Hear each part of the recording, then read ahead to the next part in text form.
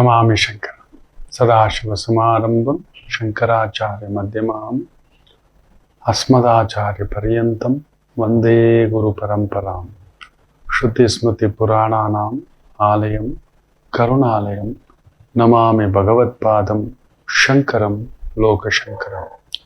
ನಾಡಿನ ಸಮಸ್ತ ವೀಕ್ಷಕ ಬಂಧುಗಳ ಪಾದಾರವಿಂದಗಳಿಗೆ ನನ್ನ ಶಿರಸಾಷ್ಟಾಂಗಗಳು ಅಂತ ಹೇಳ್ತಾ, ಎಲ್ಲರಿಗೂ ನನ್ನ ಆಧ್ಯಾತ್ಮಿಕ ಬಂಧುಗಳಿಗೆ ಗುರು ಪೌರ್ಣಮಿಯ ಶುಭಾಶಯಗಳು. ನಮಾಮಿ ಶಂಕರದ ಪರವಾಗಿ, ನಮ್ಮ ಸಿಬ್ಬಂದಿಯ ಪರವಾಗಿ ನನ್ನ ಗುರುಗಳ ಆಶೀರ್ವಾದ, ನಾನು ನನ್ನ ಇಷ್ಟ ದೈವದ ಆ ಒಂದು ಆಶೀರ್ವಾದವೂ ನಿಮಗೆ ಸಿಗಲಿ ಅಂತ ಮನಪೂರ್ವಕವಾಗಿ ಆ ದೇವಿ ಜಗನ್ಮಾತೆಯಲ್ಲಿ ಕೇಳ್ಕೊತೀನಿ.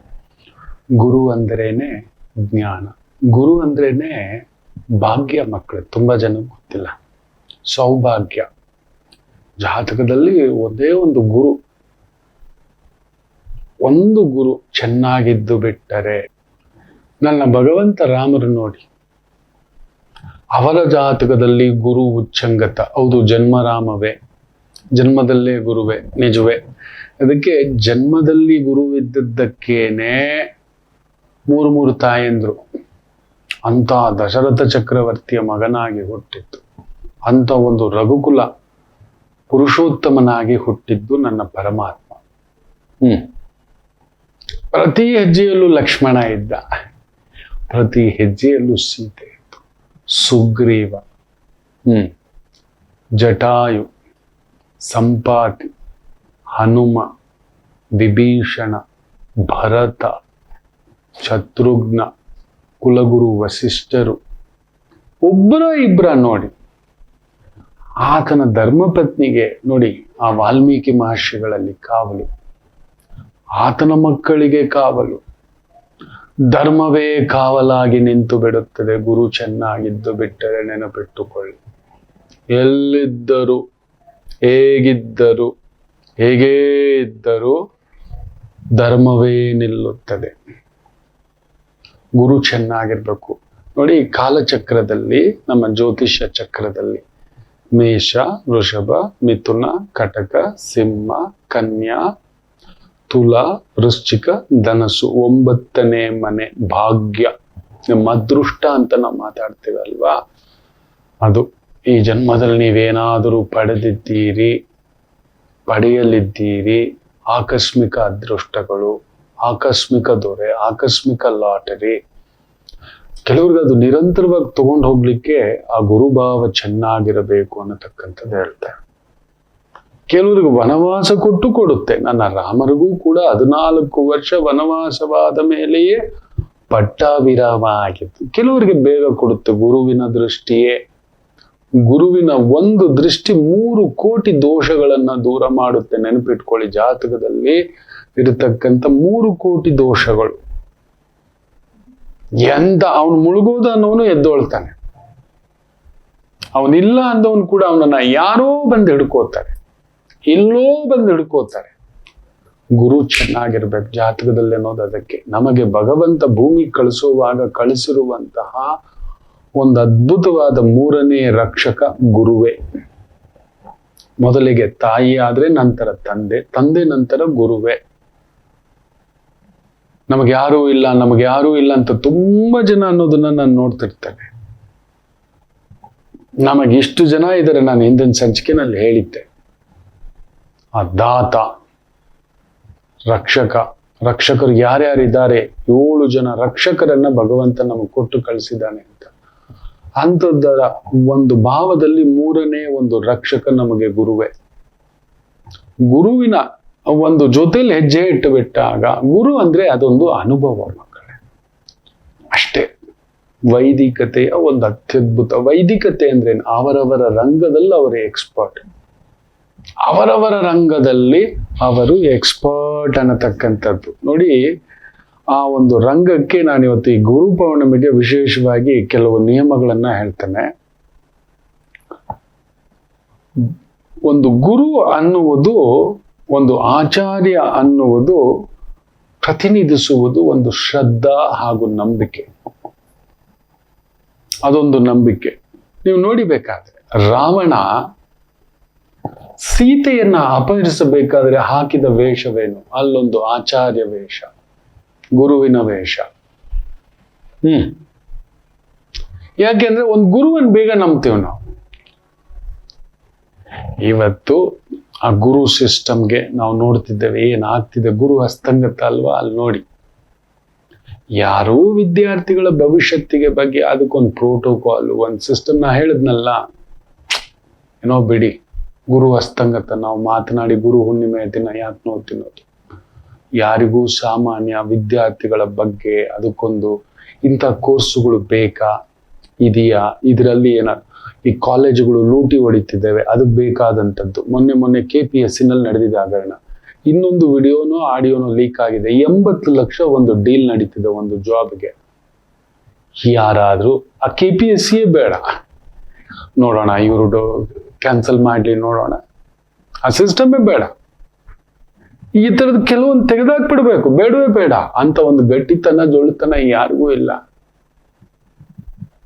ಬೋಳೆತನ ಅಷ್ಟೇ. ನಮ್ಮ ಮುಂದ್ಗಡೆ ಒಂದು ನಾಟಕ ಆಡ್ತಾರೆ, ಮೊಸಳೆ ಕಣ್ಣೀರ್ ಹಾಕ್ತಾರೆ. ಇಲ್ಲ ಆಗ್ತಿದೆ ಅಲ್ವಾ? ಇದಕ್ಕೇನು ಒಂದು ಪ್ರೋಟೋಕಾಲ್ ಮಾಡೋಣ, ಒಂದು ಸ್ಟ್ರಾಂಗ್ ಸಿಸ್ಟಮ್ ತಗೊಳ್ಳೋಣ, ಅವ್ರನ್ನು ಕೂಡ ಒಂದು ಕಮಿಟಿ ಮಾಡೋಣ, ಕರ್ಕೊಂಡು ಬರೋಣ, let us see what can be done ಅಂತ. ಇಲ್ಲ, ಕಾರಣ ಹೇಳಿ, ನಮ್ಮ ದೇಶ ಭಾರತ ಆ ಒಂದು ಸ್ವಾತಂತ್ರ್ಯ ಬಂದಾಗ ಪುಷ್ಯ ನಕ್ಷತ್ರ ಅನುಭವಿಸ್ಬೇಕು ನಾವು. ಇಂಥದ್ದೊಂದು ವನವಾಸ ಅನುಭವಿಸಿ ಆಮೇಲೆ ಇಲ್ಲೊಂದು 50-60 ಜನ ತೀರ್ಕೊಂಡ್ಮೇಲೆ ಇಂಥದ್ದೊಂದು ಒಡೆದಾಟ ಗಲಾಟೆ ಆಗಿ ಕೇಳಿ ಮಾಡಿ ಈ ಸಿಸ್ಟಮ್ನ ಹಿಂದ್ಗಡೆ ಬಿದ್ದು ಆಮೇಲೆ ತಗೋಬೇಕು. ಅಲ್ಲೊಂದು ವನವಾಸ ಆಗಿ ಅಲ್ವಾ, ಪುಷ್ಯದಲ್ಲೇ ಅಲ್ವಾ ನನ್ನ ರಾಮಚಂದ್ರ ಪ್ರಭು ವನವಾಸಕ್ಕೆ ಹೋಗಿದ್ದು.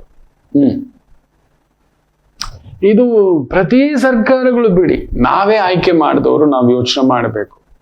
ಅದೇ ಹೇಳ್ತೇನಲ್ವಾ, ಇದಿನ್ನು ಯಾವಾಗ ಬದಲಾಗುತ್ತೋ. ಇನ್ನೊಂದು, ಹನುಮಂತನಿಗೆ ರಾಮರ ಬಗ್ಗೆ ತಿಳಿಯಬೇಕಿತ್ತು. ಸುಗ್ರೀವ ಗಾಬರಿ ಆಗ್ಬಿಡ್ತಾನೆ. ಆ ಕಿಷ್ಕಿಂಧೆಗೆ ಇವರು ಬಂದಾಗ ರಾಮ ಲಕ್ಷ್ಮಣರು ಗಾಬರಿ ಆಗ್ತಾನೆ. ವಾಲಿ ಯಾರನ್ನೋ ಕಳಿಸಿದಾನೆ ಸಾಯಿಸ್ಲಿಕ್ಕೆ, ಬೇರೆ ವೇಷದವ್ರು ಬಂದಿದ್ದಾರೆ, ಹಾಗೆ ಹೀಗೆ ಅಂತ ಗಾಬರಿ ಆದಾಗ ಹನುಮ, ನೀವು ಯೋಚನೆ ಮಾಡ್ಬೇಡಿ, ನಾನು ವಿಚಾರಿಸ್ಕೊಂಡು ಬರ್ತೀನಿ ಅಂತ ಬಂದಿದ್ದು ಯಾವ ವೇಷದಲ್ಲಿ ಗೊತ್ತಾ? ವೈದಿಕ ಆಚಾರ್ಯ ವೇಷದಲ್ಲಿಯೇ, ಒಂದು ಗುರುವಿನ ವೇಷದಲ್ಲಿಯೇ. ಯಾರು ನೀವು ಅಂತ ನೋಡಿ.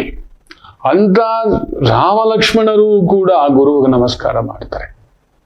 ಯಾರು ಗುರು ಇರಬೇಕು ನೋಡ್ತಿದ್ರೆ? ಅಜ್ಞಾನಿ, ತತ್ವಜ್ಞಾನಿ, ಮಂತ್ರಜ್ಞಾನಿ, ಶ್ಲೋಕಜ್ಞಾನಿ, ವ್ಯಾಕರಣ ಜ್ಞಾನಿ, ಮಹಾವ್ಯಾಕರಣ ಪಂಡಿತ ಹನುಮರು. ನೆನಪಿಟ್ಟುಕೊಳ್ಳಿ, ಯಾರಿಂದ ವಿದ್ಯೆ ಕಲಿತಿದ್ದು?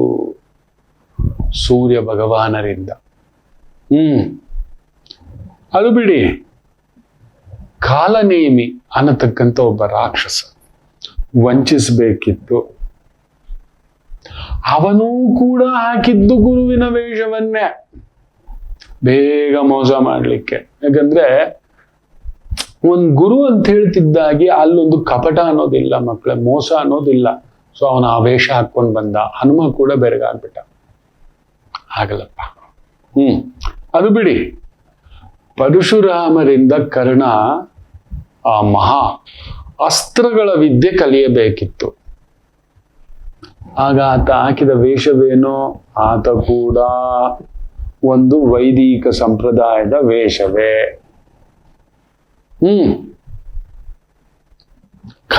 ಕರ್ಣ ನೀವು ನೋಡಿಬೇಕಾದ್ರೆ ಆ ವೇಷ ಬರ್ತಿದ್ದಾಗೆ ಇದನ್ನ ಸದುಪಯೋಗ ಮಾಡ್ಕೊಳ್ಳಿಕ್ ಬಂದಿದ್ದಾನೆ ವಿದ್ಯೆಯನ್ನ. ಅವನ ವಿದ್ಯೆ ಕಲ್ಸೋಣ ಅಂತ ಪರಶುರಾಮರ ಹತ್ರಕ್ಕೆ ಕರ್ಸ್ಕೊತಾರೆ. ಪಾಪ ಬಾ, ಯಾರಪ್ಪ ನೀನು ಅಂದ್ರೆ, ನಾನು ಭೃಗು ವಂಶಸ್ಥನು ಅಂತ ಹೇಳ್ಬಿಡ್ತಾನೆ. ಓ, ಇವರು ಭೃಗು ವಂಶಸ್ಥರೇ ಅಲ್ವಾ, ಆಗಲಿ. ಆಮೇಲೆ ಅದಕ್ಕೊಂದು ತಾತ್ಪರ್ಯ ಕೊಡ್ತಾನೆ. ಗುರು ಶಿಷ್ಯರು ಬೇರೆ ಅಲ್ಲ, ಗುರುವಿನ ಆ ಒಂದು ಕುಲವೇ ಶಿಷ್ಯನಿಗೂ ಕುಲವಾಗಿರುತ್ತೆ. ಅದರಿಂದ ಶಿಷ್ಯನಿಗೆ ತಂದು ಅಂತ ಏನಿಲ್ಲ. ಗುರು ಏನೆಲ್ಲ ಕೊಡ್ತಾನೋ, ಗುರುವಿನ ಸಿದ್ಧಾಂತ, ಗುರುವಿನ ರೂಪ, ಗುರುವಿನ ಭಾವ, ಗುರುವಿನ ಜಾತಿ, ಗುರುವಿನ ಕುಲ, ಅದು ಆತನದ್ದೇ. ಆ ಒಂದು ಅರ್ಥದಲ್ಲಿ ಹೇಳಿದೆ ಗುರುಗಳೇ ಅಂತ ಹೇಳ್ತಾನೆ ಕರ್ಣ. ಸುಳ್ಳು ಹೇಳಿಬಿಟ್ಟಿಯಲ್ಲೋ, ಸುಳ್ಳು ಹೇಳಿಬಿಟ್ಟೆಯಲ್ಲ ಅಂತ ಅಂದಾಗ ನೋಡಿ, ಆಗಲೂ ಕೂಡ ಆತ ಹಾಕೊಂಡು ಬಂದಿದ್ದು ಆ ಒಂದು ವಿದ್ಯೆಯನ್ನ, ಅಸ್ತ್ರಗಳ ವಿದ್ಯೆಯನ್ನ ಕಲಿಯಲು ಗುರುವಿನ ವೇಷ ನೋಡಿ. ಅಂತ ಪರಶುರಾಮರು ಆಚಾರ್ಯರಲ್ಲಿ ಸರ್ವೋತ್ಕೃಷ್ಟರು. ಗುರು ಪೌರ್ಣಿಮೆಗೆ ಹೇಳ್ತಿದ್ದೇನೆ, ಇದನ್ನೆಲ್ಲ ಅರ್ಥ ಮಾಡ್ಕೊಳ್ಳಿ ಮಕ್ಕಳ. ಆ ಒಂದು ವೇಷವೇ ಅದು ಬಿಡಿ. ಇಂದ್ರ ಕರ್ಣನನ್ನ ವಂಚಿಸ್ಬೇಕಿತ್ತು, ಆ ಕವಚ ಕುಂಡಲ ತಗೋಬೇಕಿತ್ತಲ್ವಾ. ಆಗಲೂ ಕೂಡ ಇಂದ್ರ ಹಾಕಿದ್ದೇನೋ ಇದೇ ರೀತಿಯ ಒಂದು ವೈದಿಕ. ಒಬ್ಬ ಆಚಾರ್ಯನಿಗೇನು ಆಸೆ ಇರುತ್ತಯ್ಯ? ಒಬ್ಬ ಆಚಾರ್ಯನಿಗೆ ಏನು ಆಸೆ ಇರುತ್ತದೆ? ಆಗಲಿ, ಬನ್ನಿ, ಏನ್ ಬೇಕು ಹೇಳಿ. ಕರ್ಣನಿಗೊಂದು ಬುದ್ಧಿ, ಯಾರು ಬಂದರೂ ಇಲ್ಲ ಅನ್ನತಕ್ಕಂಥದ್ದು ಇಂದ್ರನಿಗೆ ಗೊತ್ತು. ಅದಕ್ಕೆ ಆ ವೇಷ ಹಾಕೊಂಡು ಬರ್ತಾನೆ. ಸಾಮಾನ್ಯ ನೋಡಿ, ವಂಚಿಸಲು, ಬಳಸಿಕೊಳ್ಳಲು, ತೆಗೆದುಕೊಳ್ಳಲು, ಅದು ಒಳ್ಳೇದಿರ್ಬೋದು, ಕೆಟ್ಟದ್ದಿರಬಹುದು. ಅದು ಬಿಡಿ.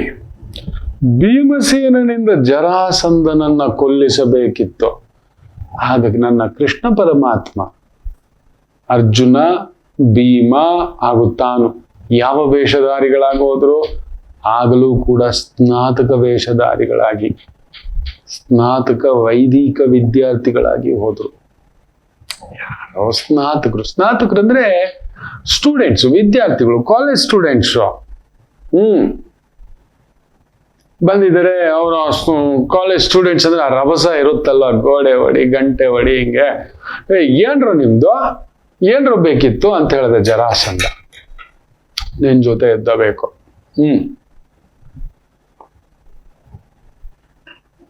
ಒಪ್ಕೊಂಡ. ಆಗಲೂ ಧರಿಸಿದ ಅಂಥದೊಂದು ದುಷ್ಟನನ್ನ ಶಿಕ್ಷೆಗೆ ಒಳಪಡಿಸಲು ಹಾಕಿದ ವೇಷವೇನು? ಅಲ್ಲೊಂದು ಗುರುಕುಲದ ಒಂದು ವೇಷ. ಸರಿ, ಸತ್ಯ ಹರಿಶ್ಚಂದ್ರನನ್ನ ವರುಣದೇವರು ಪರೀಕ್ಷಿಸಬೇಕಿತ್ತು. ಆಗ ಹಾಕಿದ್ದು ಯಾವ ವೇಷ? ಆಗಲೂ ಇಂಥದ್ದೇ. ಸರಿ, ವಿಶ್ವಾಮಿತ್ರರು ಮಹರ್ಷಿ ಪರಂಪರೆಯಲ್ಲೇ ಮಹಾದೊಡ್ಡ, ನನಗೆ ತುಂಬಾ ಇಷ್ಟವಾದ ಗುರುಗಳು ಅಂದ್ರೆ ವಿಶ್ವಾಮಿತ್ರರು. ನೋಡಿ, ಜನ್ಮತ ಗುರುವಾಗುವುದು ಬೇರೆ, ಜನ್ಮತ ಗುರುವಿನ ಮನೆಯಲ್ಲಿ ಹುಟ್ಟುವುದು ಬೇರೆ. ಅದೊಂದು ರಕ್ತ, ಜೀನ್ಸು, ಬ್ಲಡ್ಡು. ಅಲ್ಲೊಂದು ನಮ್ಮ ಕಡೆ ಒಂದು ಮಾತಿದೆ, ಹುಟ್ಟುವಾಗ ಅಕ್ಕಸಾಲಿಗನ ಮನೆಯಲ್ಲಿ ಹುಟ್ಟಬೇಕು, ಬೆಳೆಯುವಾಗ ವೈದಿಕರ ಕುಟುಂಬದಲ್ಲಿ ಬೆಳೆಯಬೇಕು ಅಂತ. ಅಲ್ಲೊಂದು ನಿಯಮ, ಪೂಜೆ, ಸಂಕಲ್ಪ. ಬೆಳಗ್ಗಿನೇ ಒಂದು 4:04ವರೆಗೆ ಎದ್ದು ಸ್ನಾನ, ಯೋಗ, ಧ್ಯಾನ, ಪ್ರಾರ್ಥನಾ, ಮಂತ್ರಾನುಷ್ಠಾನ, ಋಗ್ವೇದ ಇಲ್ಲ ಯಜುರ್ವೇದ, ಈ ರೀತಿ ಸಂಕಲ್ಪಗಳು, ಮಂತ್ರಾನುಷ್ಠಾನಗಳು, ಯಜ್ಞ, ಹೋಮ, ಹವನ, ಪೂಜೆ, ಉಪನಿಷತ್ತು, 1-2 ಆ ಸಿಸ್ಟಮ್ನ ತರ್ತಾರೆ ಬೆಳಗ್ಗೆ ಎದ್ದು.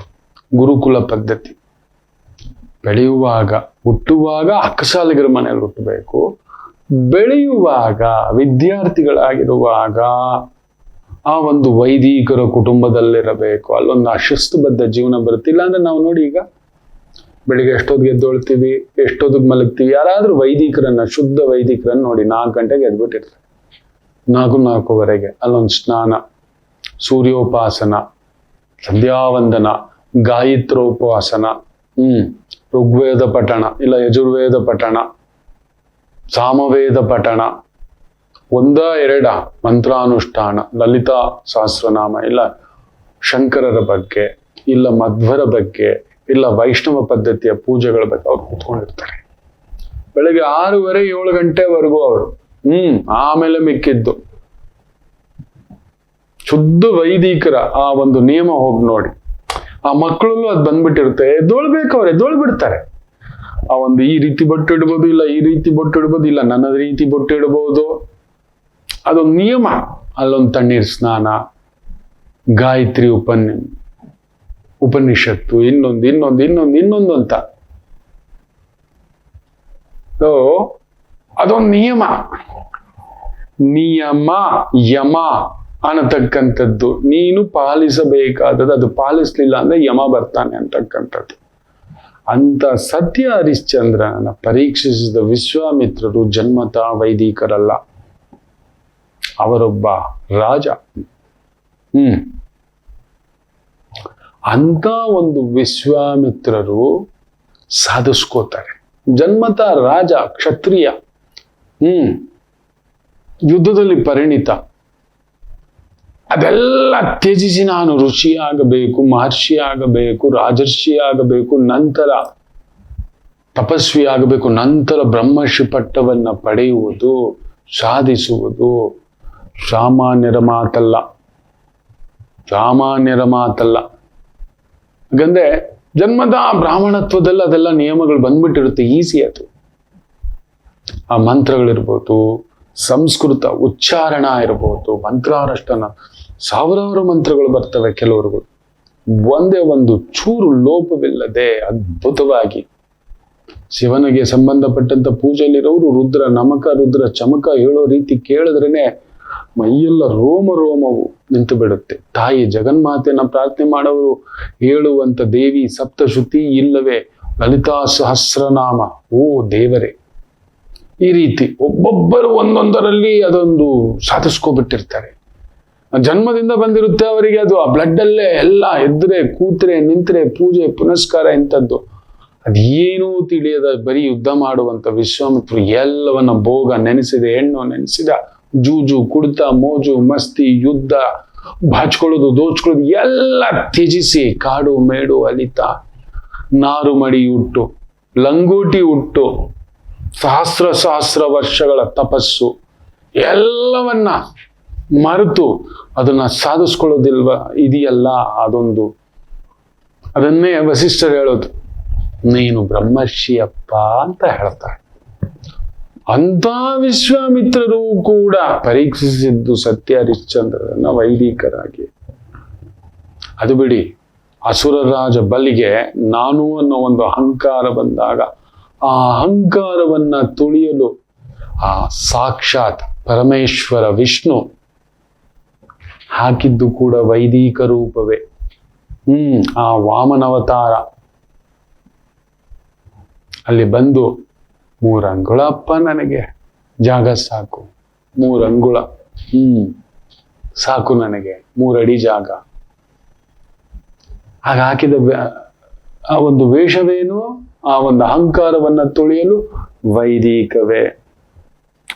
ಚವನ ಮಹರ್ಷಿಯ ಪತ್ನಿಯನ್ನ ಪರೀಕ್ಷಿಸಲು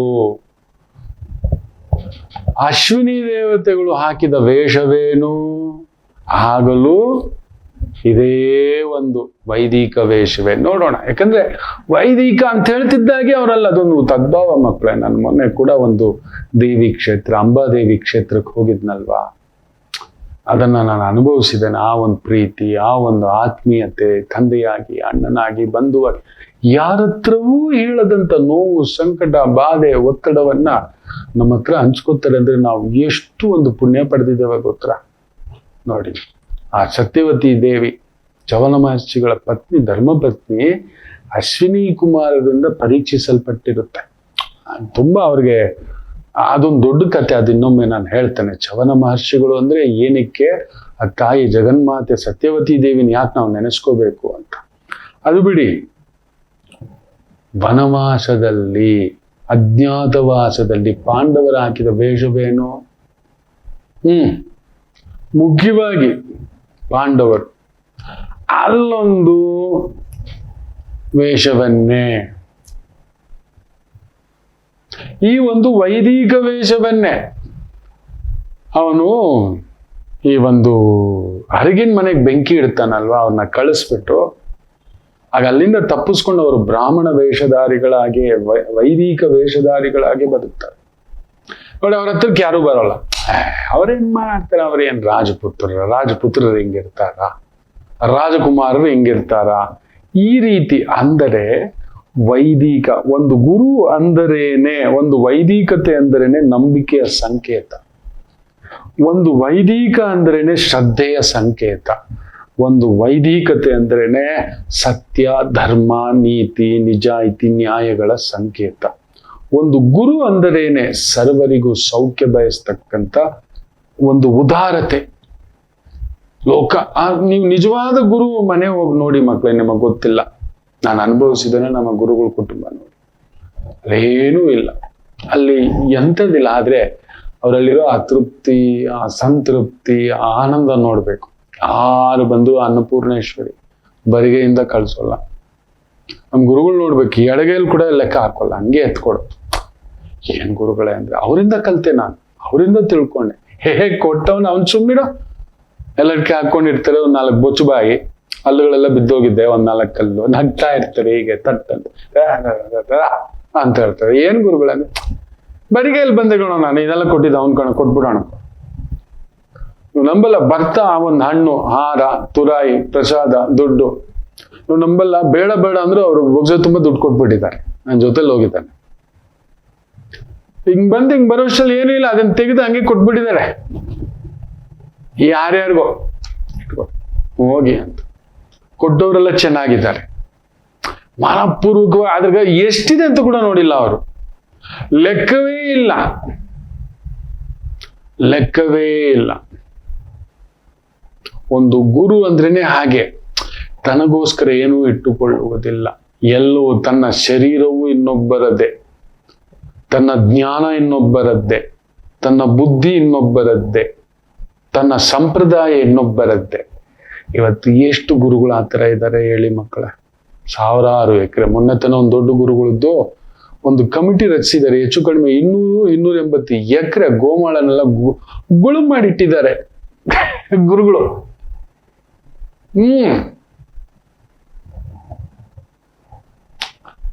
ಏನ್ ಹೇಳ್ತೀರಿ? ಇಂಥದ್ದು ಒಂದು, ಇದು ಕಲಿಯುಗಕ್ಕೆ ಮೊಟ್ಟ ಮೊದಲ ಶಾಪ ಏನು ಗೊತ್ತ? ಶ್ರೀಕೃಷ್ಣರೇ ಹೇಳಿರೋದು. ದೊಡ್ಡ ಕಲ್ಪ್ರಿಟ್ಟೆ ಗುರು ಅನ್ನತಕ್ಕಂಥದ್ದು ಅಂತ ಹೇಳ್ಬಿಟ್ಟಿದ್ದಾರೆ. ಯಾರು ತುಂಬಾ ಒಳ್ಳೇದಾಗಿ ಮಾತಾಡ್ತಾನೆ, ಏನೋ ಒಂದು ಸುಳ್ಳು ಹೇಳೋದು, ಇನ್ನು ಅವರನ್ನೇ ನಂಬೋದು. ನಾವು ನೋಡಿ, ಸಾವಿರಾರು ಎಕರೆಗಳು ಬೇಕಾ ಆ ಒಂದು ಇದು? ಯೋಚನೆ ಮಾಡಿ ನೋಡಿ, ಸಾವಿರಾರು ಕೋಟಿಯ ವ್ಯವಹಾರ, ಲಕ್ಷ ಕೋಟಿಯ ವ್ಯವಹಾರ. ನೀವು ನಂಬುವುದಿಲ್ಲ, ಭಗವಂತ ಕರೆಯುತ್ತಿದ್ದಾನೆ ಅಂತ ಒಂದು ಲೇಔಟ್ ಡೆವಲಪ್ಮೆಂಟ್ ಮಾಡ್ತಾರೆ. ಭಗವಂತನಿಗೆ ಒಂದು ಹೆಸರಿದೆ, ಇಟ್ಕೊಬಿಟ್ಟಿದ್ದಾರೆ. Krishna calling, Narasimha calling, Rama calling, Devi calling ಅಂತ ಒಂದು ತೆಗಿ. 1,000 ಎಕರೆನಲ್ಲಿ ಲೇಔಟ್ಗಳು, ಅಪಾರ್ಟ್ಮೆಂಟ್ಗಳು. ನಾನು ನೋಡಿದ್ದಾನೆ. ಹೇಳಬಾರದು ಗುರು ಪೌರ್ಣಮಿಯ ದಿನ ದೇವರ ಹೆಸರಿನಲ್ಲಿ. ನೋಡಿ, ದೇವರ ಹೆಸರಿನಲ್ಲಿ 90 ಕೋಟಿ ಒಂದೇ ದಿನ ಕಲೆಕ್ಷನ್. ತಿರುಪತಿಯ ದೇವರ ಹೆಸರಿನಲ್ಲಿ ಜನ್ಮಾಂತರ ನಿಮಗೆ ಇರೋವರೆಗೂ ನಿಮ್ಮ ಫ್ಯಾಮಿಲಿಗೆ ಈ ದರ್ಶನ ಆ ದರ್ಶನ ಅಂತ ಒಂದು ಇಟ್ಟಿದ್ರು. 1 ಲಕ್ಷ, 2 ಲಕ್ಷ, 5 ಲಕ್ಷ, 10 ಲಕ್ಷ, 1 ಕೋಟಿ ಕೊಟ್ಟಿರೋ, ಒಂದು ಕಡಿಮೆ ಅಂದ್ರೂ 2,000 ಜನ ಇದ್ದಾರೆ. 1 ಕೋಟಿ ಕೊಟ್ಟಿರೋರು, 10 ಕೋಟಿ ಕೊಟ್ಟಿರೋರು ಒಂದು ಕಡಿಮೆ ಅಂದ್ರು 200-500 ಜನ ಇದ್ದಾರೆ. ಅವರಿಗೆ ಜನ್ಮಾಂತರ ಫ್ಯಾಮಿಲಿ ಬಂದು ವರ್ಷದಲ್ಲಿ 3 ಬಾರಿ ಈ ತರದ ವಿಶೇಷ ದರ್ಶನ. ಅದಿನ್ಮೇಲೆ ಇಲ್ಲ ಅಂತ ಏನೋ ಹೇಳ್ತು ಗೌರ್ಮೆಂಟ್. ತಗೋ, ಯಾಕಂದ್ರೆ ಜನ ಮಾಡಲು, ಜಾತ್ರೆ ಮಾಡಲು ದಿನ 1 ಲಕ್ಷ ಜನ ಹೋಗಿ ನಿಲ್ತಿದ್ದಾರೆ ನೋಡೋಕೆ.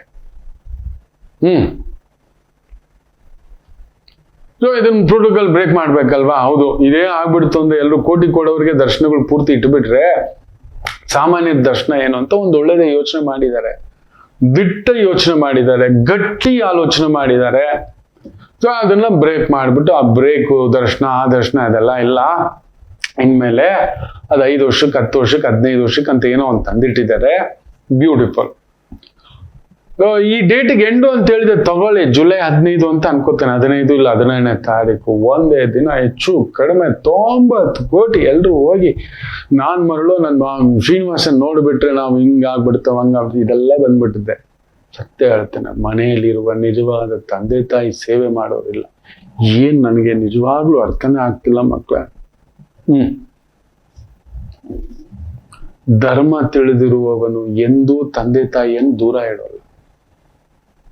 ಅದೆಷ್ಟೇ ಕಷ್ಟ ಇರ್ಲಿ, ತಂದೆ ತಾಯಿಯಿಂದ ದೂರ ಹೋಗಲ್ಲ, ಅವ್ರನ್ನ ದೂರ ಇಡೋಲ್ಲ. ಮದುವೆ ಆಗಿದ್ದೆ, ಇವತ್ತು ಯಾರ ಮನೇಲಾದ್ರೂ ನೋಡಿ, ಫಸ್ಟ್ ಮಗಳಿಗೆ ತಾಯಿ ಹೇಳ್ಕೊಡೋದೇ ಏನ್ ಗೊತ್ತಾ? ಮುದುಕಿನ ದೂರ ಇಟ್ಬಿಟ್ಟು ಸಪ್ರೇಟ್ ಬಾ ಅಂತ. ಇದು ಸತ್ಯ. 10ರಲ್ಲಿ 8 ಕೇಸ್ ಆಗ್ಬಿಟ್ಟಿದೆ. ಆ ಮುದುಕಿಯಿಂದ ದೂರ ಬಾ. ಮಗಳಿಗೆ ಹೇಳ್ಕೊಡೋದು, ಮಗಳನ್ನ ಮದುವೆ ಮಾಡ್ಕೊಡೋವಾಗ ಯಾರಾದ್ರೂ ಧರ್ಮ ತಿಳಿದಿರೋರು ನಿಮ್ಮ ಮಗ ಸೊಸೆ ನಿಮ್ಮನ್ನ ದೂರ ಇಟ್ರೆ ನೀವು ಚೆನ್ನಾಗಿರ್ತೀರಾ? ಯೋಚನೆ ಮಾಡಿ. ಮಗಳಿಗೆ ಈಗ ಹೇಳ್ಕೊಡ್ತೀರಲ್ವಾ? ನೀವು ಹಾಕಿದ್ದು ಬಿತ್ತನೆ ನೆನಪಿಟ್ಟುಕೊಳ್ಳಿ. ನಿಮ್ಮ ಮಗಳಿಗೆ ನಾಳೆ ಅದು ಹಾಗೆ ನಿಲ್ದೇ ಇರುತ್ತಾ? ಇಲ್ಲ ನಿಮ್ಮ ಮಗ ತಂದೆ ತಾಯಿಯನ್ನ ಹೆಂಡತಿ ಮಾತು ಕೇಳ್ಕೊಂಡು, ಇಲ್ಲ ಮದುವೆನೂ ಆಗಿದ್ದವನು ಅವನ ತಂದೆ ತಾಯಿ ಜೊತೆ ನಿಲ್ದೆ ಅವನ ಪಾಡಿಗೆ ಧರ್ಮ ತಿಳಿದಿರುವವನು, ಅಯ್ಯ ದೊಡ್ಡವ್ರು ನೆರಳಿದ್ರೆ ಅದು ಎಂಥ ಒಂದು ಆನಂದ ಅನ್ನೋದು ಗೊತ್ತಿದೆಯಾ ಮಕ್ಕಳೇ? ಪ್ರಪಂಚದಲ್ಲಿ ನಾನು ನೋಡಿದ ಹಾಗೆ ಪ್ರಮಾಣವಾಗಿ ಹೇಳ್ತೇನೆ, ತುಂಬಾ ಸ್ವಾರ್ಥಿಗಳು ತಂದೆ ತಾಯಿಗಳು ಮಕ್ಕಳಿಗೋಸ್ಕರ. ಅವರಷ್ಟು ಸ್ವಾರ್ಥಿ ಜಗತ್ತಿನಲ್ಲಿ ಭಗವಂತ ಕೂಡ ಇಲ್ಲ. ನನ್ನ ಮಕ್ಕಳು ನನ್ನ ಮಕ್ಕಳು ನನ್ನ ಮಕ್ಕಳು ಅಂತ ಬೆವರು ರಕ್ತ ಭವಿಸಿ ದುಡಿದು, ಅಯ್ಯೋ ಅಂತ ಒಂದು ಭರತ ಖಂಡ ಇವತ್ತು ಪಾಶ್ಚಿಮಾತ್ಯ ಅಂಟ್ಕೋಬಿಟ್ಟಿದೆ.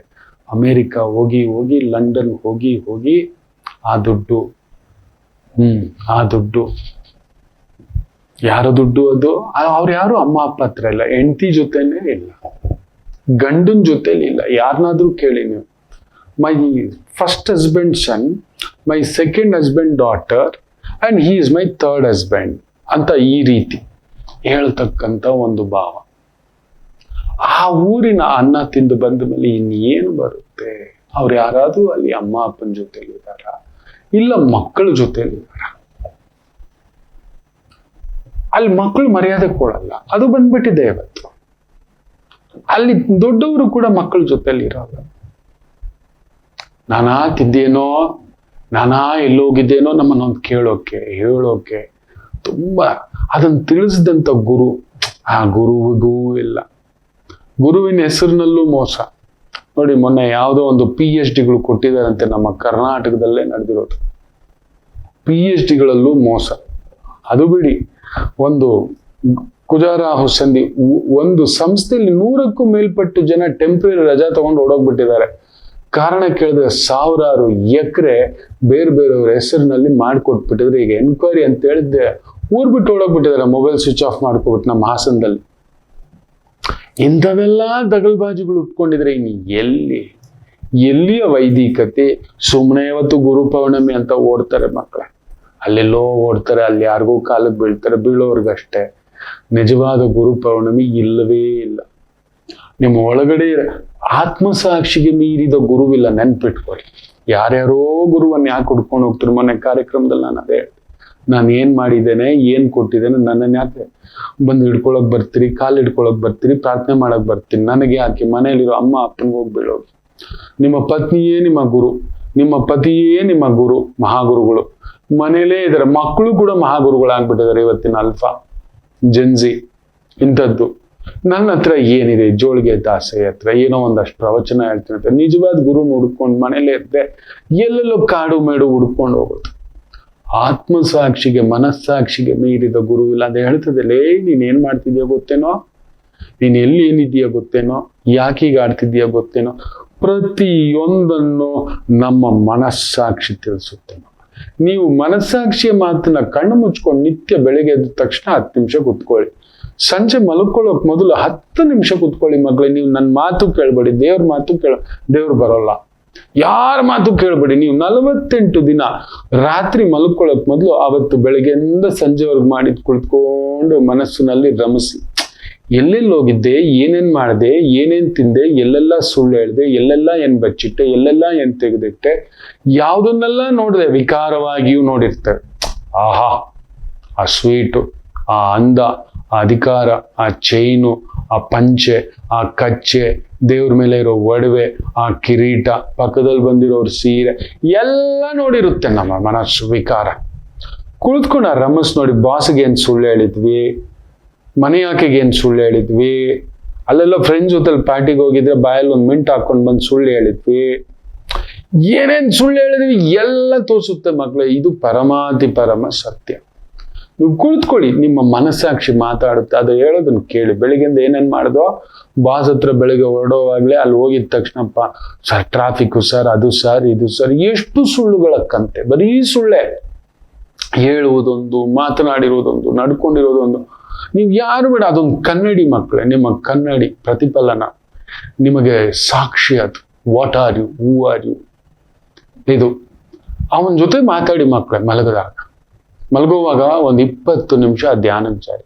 ಚಚ ನನ್ನ ಬಾಯಲ್ಲಿ ಎಂಥ ಮಾತು ಬಂದ್ಬಿಟ್ಟು, ಚಚ ಎಂಥ ವಿಕಾರಕ್ಕೊಳಗಾಗ್ಬಿಟ್ಟೆ, ಚಚ ಬಾಚ್ಕೊಳಕ್ ಹೋಗ್ಬಿಟ್ಟೆ, ಚಚ ಕಿತ್ಕೊಂಡ್ ಹೋಗ್ಬಿಟ್ಟೆ. ನೀವು 42ರಿಂದ 48 ದಿನ ಮಾಡಿ ನೋಡಿ, ನೀವು ಖಂಡಿತ ತುಂಬಾ ಬದಲಾಗಿರ್ತೀರಿ.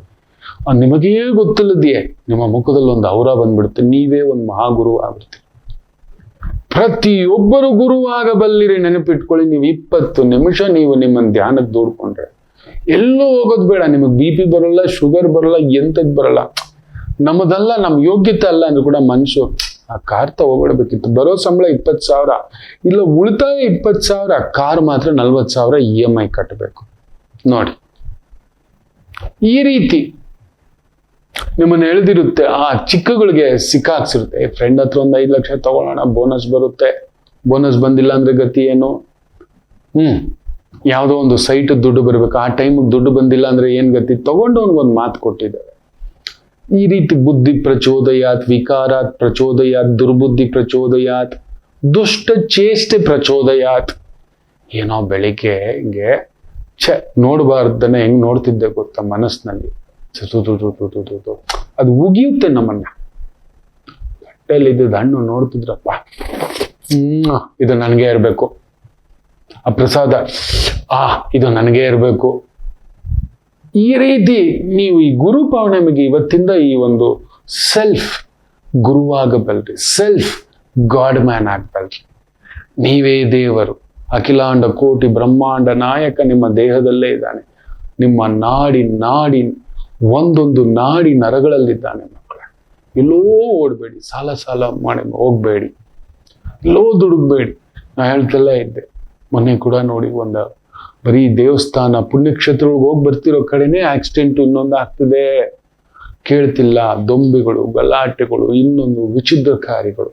ನನ್ನ ಮಾತು ಕೇಳಿ ಮಕ್ಕಳೇ, ದುಡುಕಬೇಡಿ. ಈ ಗುರು ಪೌರ್ಣಮಿಯ ಸಂದರ್ಭ, ಬೆಳಿಗ್ಗೆ ಎದ್ದ ತಕ್ಷಣ ಒಂದು 20 ನಿಮಿಷ ಕೂತ್ಕೊಳ್ಳಿ. ಇವತ್ತೇನೆಲ್ಲ ಮಾಡಬೇಕು, ಏನೆಲ್ಲ ತಯಾರಿ ಮಾಡಬೇಕು, ಎಲ್ಲಿ ಹೋಗ್ಬೇಕು, ಯಾವ್ಯಾವ ಕೆಲಸ ಮಾಡಬೇಕು, ಯಾವ ರೀತಿ ನಾನು ಕೆಲಸ ಮಾಡ್ಕೋಬೇಕು, ಯಾವ ಮೀಟಿಂಗ್ಸ್ ಹೆಂಗ್ ಹೋಗ್ಬೇಕು, ಇವತ್ತು ಕರೆಂಟ್ ಬಿಲ್ ಕಟ್ಟಬೇಕು, ವಾಟರ್ ಬಿಲ್ ಕಟ್ಟಬೇಕು, ಮಕ್ಕಳಿಗೆ ತಿಂಡಿ ಮಾಡಬೇಕು, ಮಕ್ಕಳಿಗೆ ಫೀಸ್ ಕಟ್ಟಬೇಕು, ಅಲ್ಲೊಂದು ಲೋನ್ ಕಟ್ಟಬೇಕು, ಮೊಬೈಲ್ ಬಿಲ್ ಕಟ್ಟಬೇಕು. ಪುಟ್ಟ ಧ್ಯಾನ. ಏನಕ್ಕೆ ಆತಂಕ, ಏನಕ್ಕೆ ಕೋಪ? ಚಿಕ್ಕ ವಿಚಾರಗಳು ಬಡದಾಡ್ಕೋತಿದ್ದೀರಿ ಡೈವರ್ಸ್ಗಳು. ಚಿಕ್ಕ ಮೊನ್ನೆ ನೋಡಿ ಒಂದು ಅಜ್ಜ, ಏನೋ ಆ ತಾಯಿ ಜೀವ 65 ವರ್ಷ, ಅಜ್ಜನಿಗೆ 73 ವರ್ಷ, ಮನೆ ಖರ್ಚಿಗೆ ದುಡ್ಡು. ಏನೋ ಏನ್ ಮಾಡುತ್ತೆ ಅಜ್ಜಿ 65 ವಯಸ್ಸಿನಲ್ಲಿ? ಹಿಡ್ಕೊಂಡು ಹೊಡೆದು ಬಿಟ್ಟಿದ್ದಾನೆ, ಕೋರ್ಟ್ಗೆ ಹೋಗಿದೆ. ಏನೋ ಅಜ್ಜಯ್ಯ, ಜಡ್ಜ್ ಸಾಹೇಬರು ತುಂಬಾ ಒಳ್ಳೆ ಜಡ್ಜ್ಮೆಂಟ್ ಕೊಟ್ಟಿದ್ದಾರೆ. ಏನ್ ಮಾಡಿದ್ದಾರೆ ಗೊತ್ತಾ? ಇನ್ಮೇಲೆ ನೀವು 5,000 ಕೊಡ್ಬೇಡಿ, ಮನೆ ಖರ್ಚಿಗೆ ತಾನೆ 5,000 ಕೊಡ್ಬೇಡಿ, 10,000 ಕೊಡಿ ಅಂತ ಹಾಕಿ. ಆಕೆ ಏನ್ ಮಾಡ್ತಾಳೆ? ಬಚ್ಚಿಟ್ಟು ಎತ್ತಿಟ್ಟು ನಿಮ್ಮ ಮಕ್ಕಳಿಗೆ, ನಿಮಗೆ ಒಂದು ಕಚ್ಚೆ ಪಂಚೆ ತಂದಿಡ್ತಾಳೆ, ಬನೀನ್ ತಂದಿಡ್ತಾಳೆ. ಯಾವ ಧರ್ಮಬದ್ಧ ಸಂಗಾತಿಯೂ ಅದನ್ನ ದುಂದು ವೆಚ್ಚ ಮಾಡಲ್ಲ. ನನಗೆ ತಿಳಿದಿರುವ ಹಾಗೆ ಪ್ರಮಾಣವಾಗಿ ಹೇಳ್ತೇನೆ, 2ನೇ ಸ್ವಾರ್ಥಿ ಪ್ರಪಂಚದಲ್ಲಿರತಕ್ಕಂಥ ಅತ್ಯಂತ ದೊಡ್ಡ ಸ್ವಾರ್ಥಿ ನಮ್ಮ ಸಂಗಾತಿ. ಏನಾದ್ರು ಎತ್ತಿಟ್ರೆ ನಮಗೇನೆ. ನನಗ್ ಗೊತ್ತು, ನನ್ನ ಧರ್ಮಪತ್ನಿ ಯಾವತ್ತಿಗೂ ಅವ್ರ ಅಣ್ಣ ತಮ್ಮ ಅಕ್ಕ ತಂಗಿ ಅಂತ ಹೇಳ್ಬಿಟ್ಟು ಕೈ ಬಿಚ್ಕೊಟ್ಟಿದ್ದು ನಾನು ನೋಡೇ ಇಲ್ಲ, ಖಂಡಿತ ಇಲ್ಲ. ನಾನಂತೂ ನೋಡಿಲ್ಲಪ್ಪ, ಪ್ರಮಾಣವಾಗಿ ಹೇಳ್ತೇನೆ. ಒಮ್ಮೆ ನಾನು ಏನೋ ತೆಗೆದಿಟ್ಟು ಏನು ಹೇಳಿದ್ರೆ ಸಣ್ಣದಾಗಿ ಗದರದ್ದು, ಇದೇನಿದು ಹೊಸ ಅಭ್ಯಾಸ, ನೋಡ್ಕೊಳ್ಳೋಣ, ಗೊತ್ತಿದೆ ಯಾವಾಗ ಕೊಡ್ಬೇಕು ಅಂತ. ನಿಮ್ಮಿಷ್ಟಕ್ಕೆ ಇದೆಲ್ಲ ಏನೇನೋ ಹೊಸ ಅಭ್ಯಾಸ ಮಾಡಬೇಡಿ. ಸುಮ್ಮನಾಗ್ಬಿಟ್ಟೆ ನಾನು. ಅದೇ ಒಂದು ಅಪೇಕ್ಷೆ ಆಗುತ್ತೆ. ಇನ್ನೂ ಒಬ್ಬರು, ಅವರಿಂದ ದೂರ ಇರಿ. ಆ ಸೋಗಲಾಡಿತನ ವ್ಯಕ್ತಿ, ನಿಮ್ಮವ್ರೆ ಏನೋ ಗೊತ್ತಿಲ್ಲ, ನಮ್ಮವ್ರಿರ್ಲಿ ನಿಮ್ಮವ್ರಿರ್ಲಿ, ನನ್ನವ್ರ ಬಗ್ಗೆ ಮಾತಾಡಿಲ್ಲ ಆ ಮಗು, ಖಂಡಿತ ಮಾತಾಡಿಲ್ಲ, ಇವತ್ತಿಗೂ ಮಾತಾಡಿಲ್ಲ. ಸುಳ್ಳು ಹೇಳ್ದಾಗುತ್ತೆ. ನನ್ನ ಇನ್ನೊಂದನೇ ಗುರು. ಅದಕ್ಕೆ ಹೇಳ್ತಿರ್ತಾನೆ, ನನಗೆ 2 ಅಮ್ಮಂದರು ಅಂತ. ಆ ಪುಟ್ಟ ಜೀವ, ಅವರಿಂದ ದೂರ ಇರಿ. ಹತ್ರ ಬರ್ತಾನೆ ಅಂದ್ರೆ ಆ ವ್ಯಕ್ತಿ ಏನೇ ಕ್ಲೋಸ್ ಇರ್ಬೋದು, ನನ್ಗೆ ಅನ್ನ ಇಟ್ಟಿದ್ದಾರೆ, ಬಟ್ಟೆ ಇಟ್ಟಿದ್ದಾರೆ, ನೆರಳು ಕೊಟ್ಟಿದ್ದಾರೆ, but his intentions are not good. ಖಂಡಿತ ಆತ ಬ್ಲೇಡ್ ಹಾಕ್ತಾನೆ, ಏನೋ ಒಂದು ಹೇಳ್ತಾನೆ, ನಿಮ್ಮನ್ನ ಸಿಕ್ಕಾಕ್ಸ್ತಾನೆ. ಹತ್ರಕ್ಕೆ ಹೋಗೋದು ಬಿಡ್ಲಿಲ್ಲ. ಅದೇ ರೀತಿಯೇ ನಮಗೆ 2ನೇ ಅತಿ ದೊಡ್ಡ ಸ್ವಾರ್ಥಿ ಯಾರು ಗೊತ್ತೇ? ನಮ್ಮನ್ನು ಪ್ರೀತಿಸೋದ್ರಲ್ಲಿ ನಮ್ಮ ಧರ್ಮ ಪತ್ನಿ. ನಮ್ಮ ಯಜಮಾನ ಅವನು ದುಡಿಯೋದಲ್ಲ ನಿಮಗೇನೆ.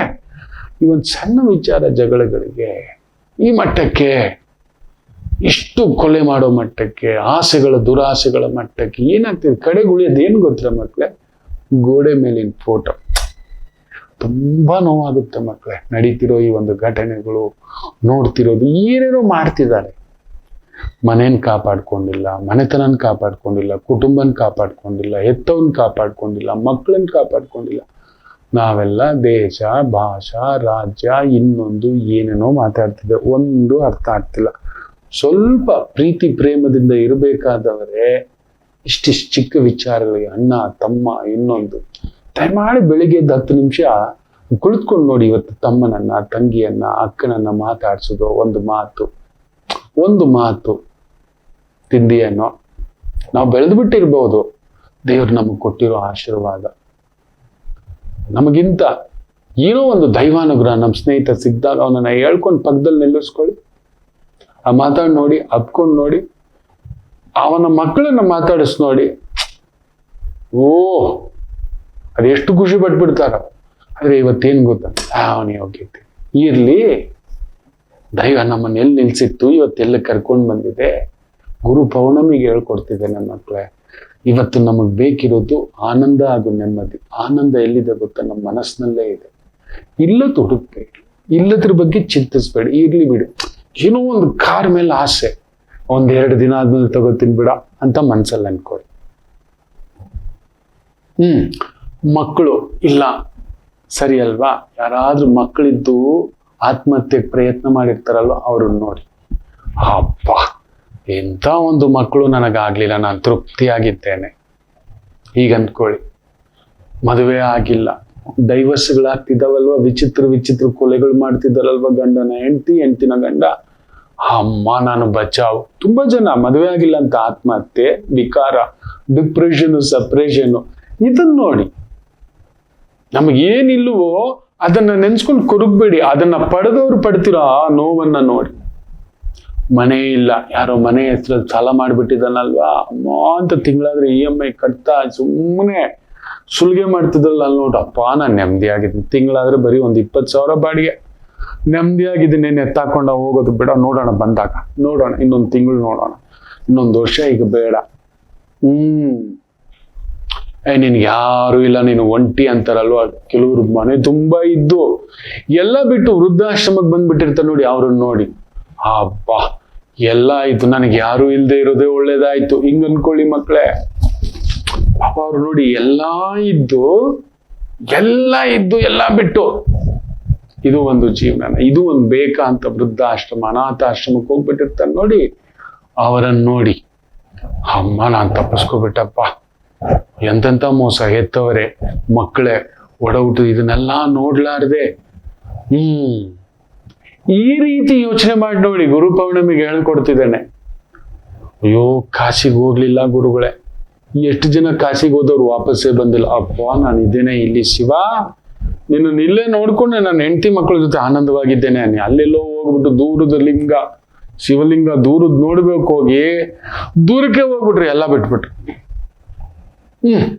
ಗುರುಗಳೇ ಪಬ್ಬು ಕ್ಲಬ್ಬು ಅದು ನಾನು ಎಂಟರ್ಟೈನ್ಮೆಂಟೇ ಮಾಡಿಲ್ಲ ಗುರುಗಳೇ. ಮೊನ್ನೆ ನೋಡಿ ಒಬ್ಬ ಸೌದಿ ದೊರೆ ಬುಸ್ಕು ಅಂತ ಹೋಗ್ಬಿಟ್ಟವನ್ನೇ ಹೋಟ್ಲಲ್ಲಿ.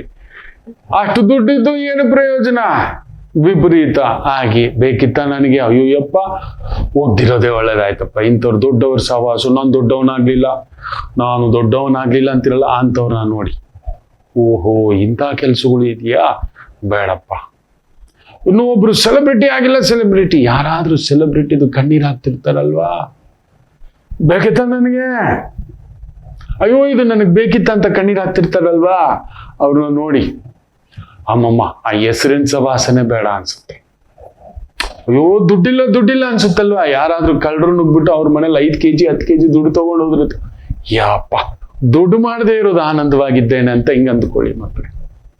ಹೌದು, ನೀವು ಯೋಚನೆ ಮಾಡಿ ನೋಡಿ, ನಿಮ್ಗೆ ಆ ಥರ ಅನ್ನಿಸ್ದಾಗಲ್ಲ ನಿಮ್ಮ ಒಳಗಡೆ ಇರೋ ಮನಸ್ಸನ್ನ ತೃಪ್ತಿ ಪಡಿಸಬೇಕಂದ್ರೆ ಈ ತರದ್ದು ವಿಕಾರಗಳು ನಿಮ್ಮನ್ನ ಉದ್ವಿಗ್ನ ಮಾಡಿಸುತ್ತೆ, ಮತ್ತಷ್ಟು ಒಂದು ಹೆಬ್ಬರಿಸಿ ನಿಲ್ಸುತ್ತೆ. ಗುರು ಪೌರ್ಣಮಿಗೆ ಹೇಳ್ತಾನೆ,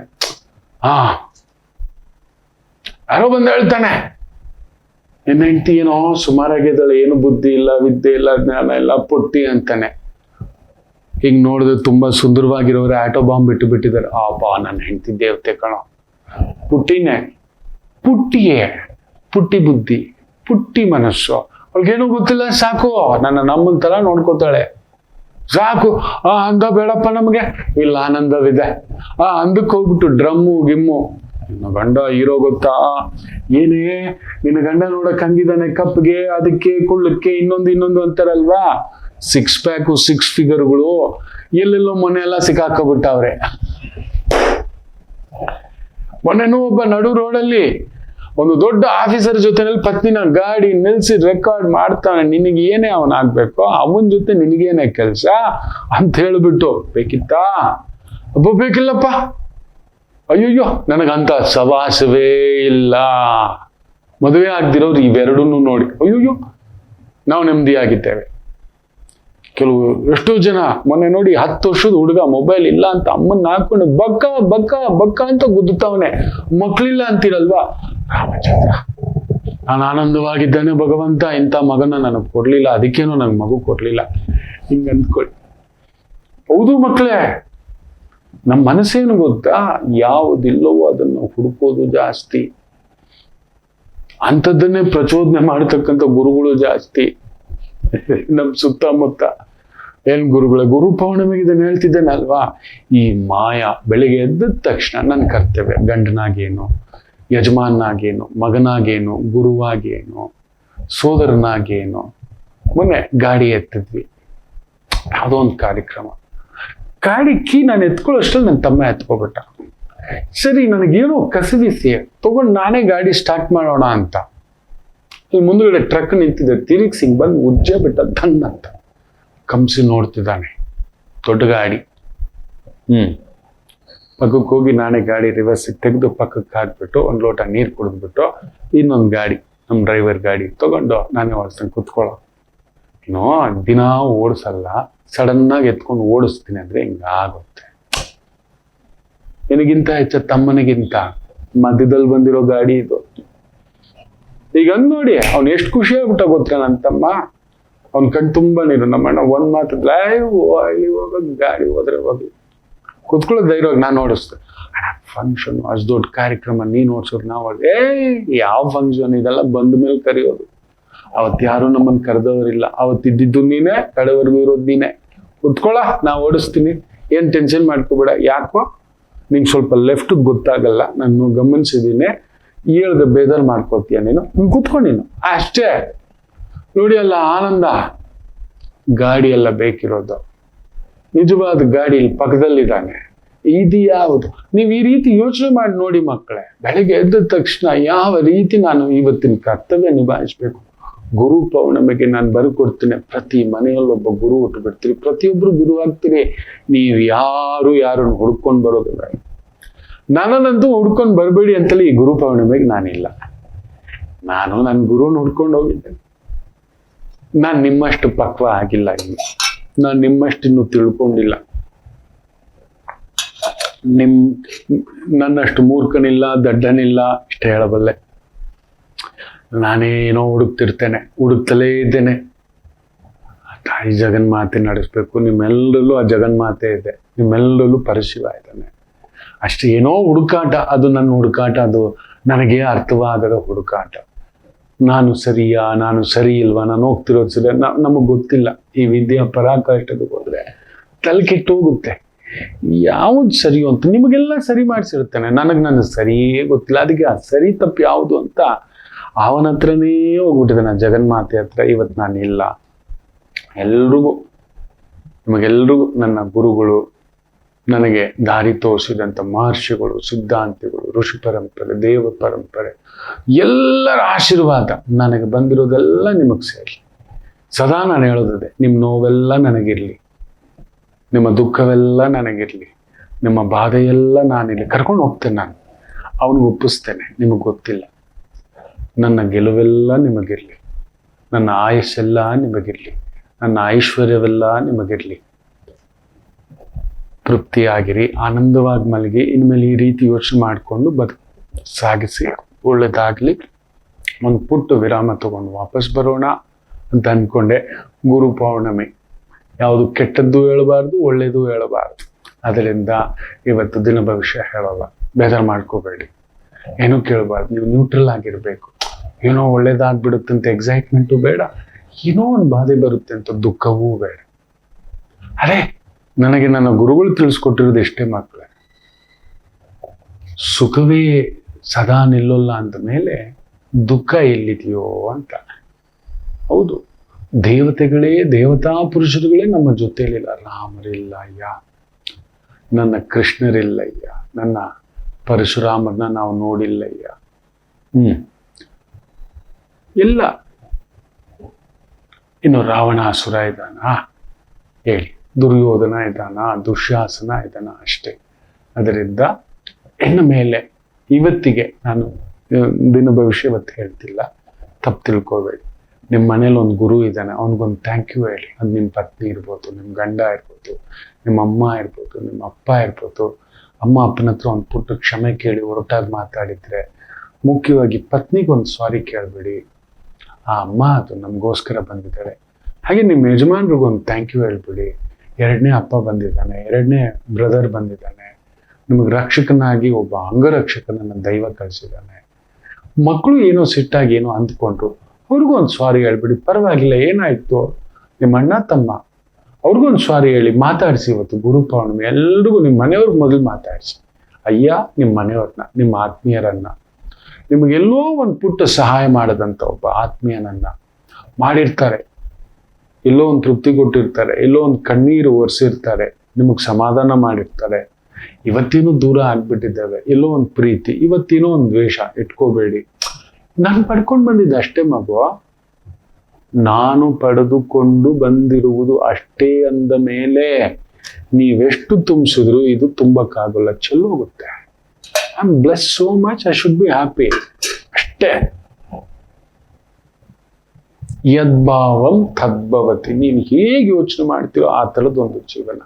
ಅದರಿಂದ ಎಲ್ಲರೂ ಇವತ್ತಿಂದ ನಿಮ್ಮ ಒಳಗಡೆ ಇರೋ ಗುರುವನ್ನು ತಟ್ಟಿ ಎಪ್ಪಿಸಿ. ನೀವೇ ನನ್ನ ಗುರು. ಅದಕ್ಕೆ ನಿಮ್ಮನ್ನ ನಾನು ಯಾವತ್ತೂ ಹೇಳೋದು, ಕಾಲಕ್ಕೆ ಬೀಳ್ಬೇಡಿ, ಹತ್ರಕ್ಕೆ ಬರಬೇಡಿ, ನಮಸ್ಕಾರ ಮಾಡಬೇಡಿ. ನಿಮ್ಮ ಒಳಗಡೆ ಶಿವ ಇದ್ದಾನೆ, ಅವನನ್ನ ಹೇಗೆ ಮುಟ್ಕೊಳ್ಳಿ. ನಾವು ನೋಡಿ ಯಾರ ಹತ್ರ ಆದ್ರೆ ಏನಾದ್ರೂ ತುಂಬಾ ಹೃದಯವಂತಿಕೆಯಿಂದ ಮಾತಾಡ್ಬೇಕಂದ್ರೆ ತುಂಬಾ ಆತ್ಮೀಯ ಹತ್ರ ಹೇಗಿದೆಯೋ ಅಂತೀವಿ. ಇನ್ನೂ ಒಂದು ನೋಡಿ, ಇನ್ನೂ ಹೃದಯವಂತಿಕೆ ಇದ್ರೆ ಹಿಂಗೆ ಅಪ್ಕೋತೀವಿ. ಆ ಒಂದು ರಾಮಾಂಜನೇಯ ಆಲಿಂಗನ ಅನ್ನತಕ್ಕಂಥ, ನಾನು ಹನುಮ, ನೀವು ಎಲ್ಲರೂ ರಾಮರು. ಆ ಒಂದು ಗಾಢವಾದ ಪ್ರೀತಿ ಹೀಗೆ ಇರಲಿ, ಇರುವಷ್ಟು ದಿನ ನಡ್ಕೊಂಡು ಹೋಗೋಣ. ಎಲ್ಲರಿಗೂ ಒಳ್ಳೆಯದಾಗಲಿ. ಮಾತೃದೇವೋ ಭವ.